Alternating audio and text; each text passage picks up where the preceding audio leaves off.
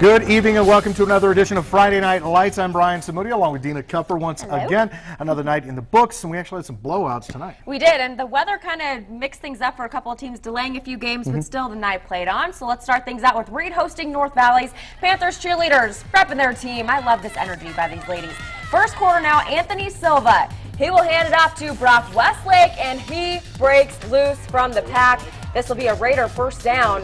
Not a bad outing. And then next play, Westlake again up the middle for another gain.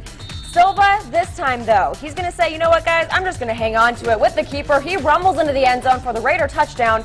With the PAT, it becomes 7-zip Reed. Little later, Reed ball, Silva gets it to Bo Tittenser, and his wheels start turning. Almost goes down, keeps it up, powers through to the end zone. He makes it to the inside corner for the score, and Reed pummels North Valley's 50 to just 2. Spanish Springs hosting Reno High, and these little girls are really cute, little buggies. But really, this is what I call multitasking, Brian. Got a little tweeting, Facebook, updating. Talking about the game, I'm sure. What is your status? We got a game third to play. down. Pick things up, second quarter. Reno's Justin Cartledge with the quarterback, keep up his own, and he will just maul straight for the end zone. And then with the PAT, we are tied at 7. Conrad Tanier, though, he answers back for the Cougars.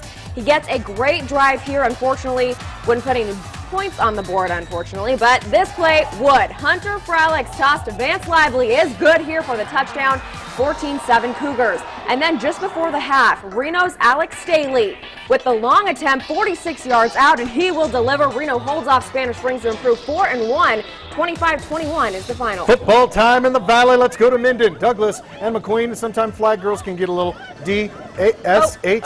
They'd eventually get it. Nice job. It's all right. They'd eventually get it done. A little later, how about Douglas with the pitch to Connor Peterson. Jr. gets outside, goes to the pylon, and he will score. A little later, McQueen would turn right around, punch it in themselves. It's Eric Martinez this time. We're tied at 7, but the Tigers strike back. Michael Nolting will throw to, who's that? Mainvot Assen. Slips a defender, and he gets down the middle inside the 5-yard line.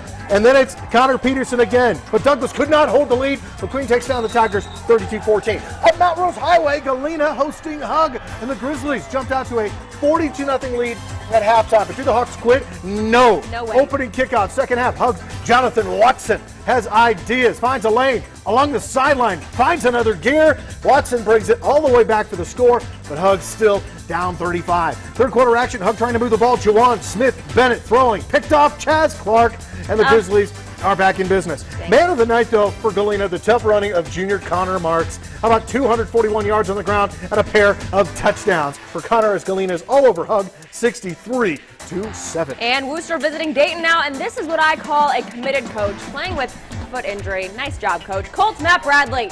Beautiful throw. It'll go right into the hands of James Spang, and this will lead to a Worcester touchdown. Then Colts will lead 9-zip, but Dayton responds. Austin Fletcher, nice throw of his own to Taryn Aguilera, He will grind his way all the way in for the score, and they will take the lead. Worcester's ball now. Josh Carnamola. He will come up with the toss, but Aguilera all over this read. He will intercept it there. Jake Turner this time will get it over to Sean Darabertis, and he does push his way in for the score. Dayton edges Worcester 19-7. Out to Fernley, where the Vaquero faithful hosting 4-0 Truckee. These guys are a little scary. Pick things up, second quarter. Wolverines in the red zone. Patrick Schaefer, play fake, fires a dart. Trevor Aldridge, and the senior will cross the goal line. Schaefer threw for 355 in the ballgame.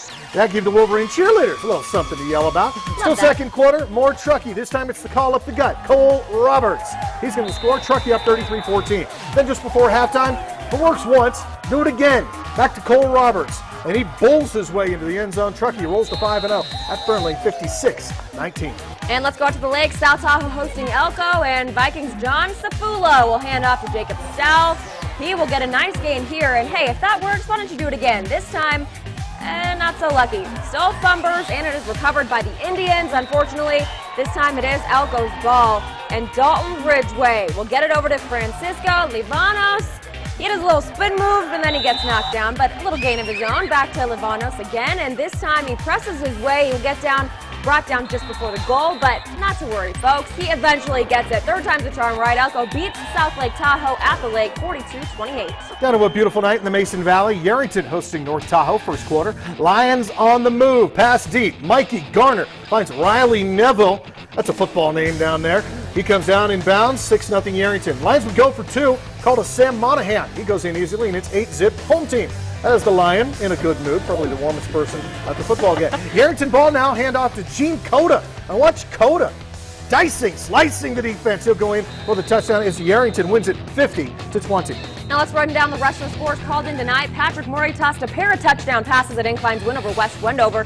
That'll make the long bus trip a little nicer for the guys. Jake Billingsley rushed for 224 yards, scoring 5 touchdowns in Lowry's demolition of Sparks. One more for you. Churchill County stopped Spring Creek on a 4th and 2 late in the 4th quarter to preserve a 3-point win on the road, 20-17. All right, every week thousands of fans head out to support their teams at the ball games. Yes, but every week there is just one sticking out a little bit more than the rest. This is my fan of the week, Kinley from Reed High School. This senior came out tonight with a whole lot of school pride. She brought a good posse with her, Brian. I had to pick this one. This was my number 1. She brought glitter as well, but I'm sorry. Showing pride, though. My fan of the week, we go to Dayton. How about senior Taylor Hayes? She's a proud member of the Dayton Nation.